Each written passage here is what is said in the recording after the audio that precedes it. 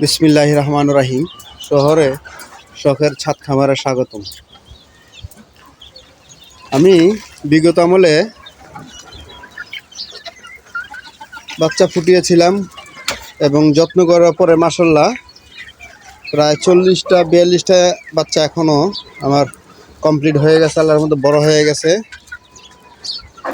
তো এখন তাদের একটু উষ্ণ রাখার জন্য, শরীরটা যাতে উষ্ণ থাকে তার জন্য একটু তুষ এবং কিছু ধানের অবশিষ্ট যে তুষগুলা এবং কাঠের ওগুলা দিয়ে দিয়েছি।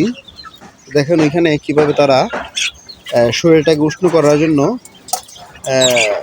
খেলা করতেছে। দেখেন দুইটা মোরগ একসাথে কিভাবে ঝগড়া করতেছে, কে কার শক্তি দেখাচ্ছে, কার শক্তি কত দেখাচ্ছে। দেখেন মাশাআল্লাহ দুইজনেই মোরগ, একজন গলা ছিলা আর একজন গলা ছিলা ছাড়া। তো দেখেন কি দুজনেই খুব রাগান্বিত অবস্থায় আছে।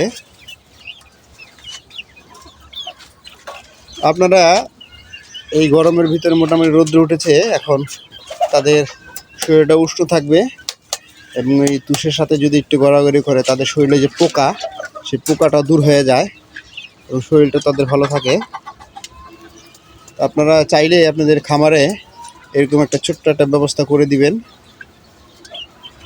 তাহলে দেখেন ওরা কীভাবে শরীর উষ্ণ করার জন্য ওদের মাটিগুলা এবং তুষগুলা কীভাবে শরীরের সাথে মিশাচ্ছে। প্লাস ওদের বলে, এটা বলে গোসল করানোর জন্য, এটা বলে ওদের গোসল করা, শরীরটাকে পরিষ্কার রাখার জন্য এই অবস্থা করে।